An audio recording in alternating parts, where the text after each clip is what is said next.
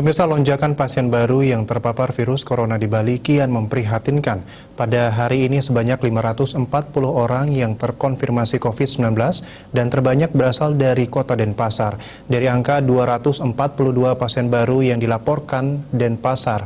Berdasarkan sumber penularannya, 218 merupakan transmisi lokal, 23 PPDN, dan 1 PPLN atau PMI.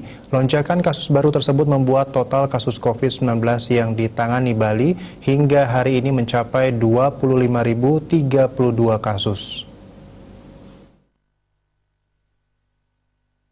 Pada Rabu hari ini, Denpasar kembali menjadi penyumbang terbanyak pasien baru yang terpapar COVID-19, yakni sebanyak 242 orang. Jumlah pasien ini tersebar di sejumlah kecamatan maupun kelurahan di Denpasar.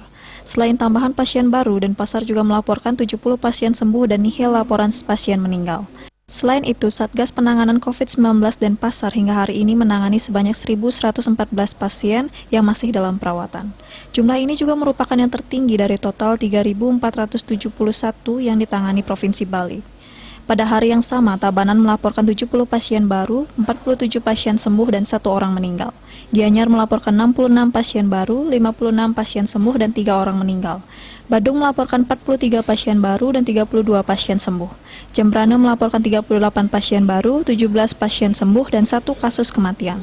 Buleleng melaporkan 27 pasien baru dan 19 pasien sembuh.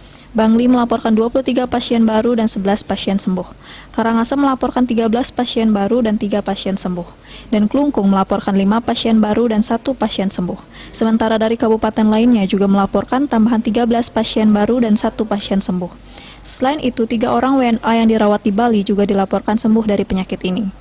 Selain tambahan pasien baru, jumlah pasien sembuh pada hari ini sebanyak 250 dan 5 pasien dilaporkan meninggal.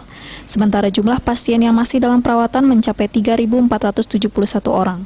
Meski sudah ada vaksin, masyarakat diminta tak abai terhadap protokol kesehatan. Selalu disiplin menerapkan 3M, yakni memakai masker, mencuci tangan dengan sabun di air mengalir, serta selalu menjaga jarak dan menjauhi kerumunan. Wartawan Bali Pos melapor.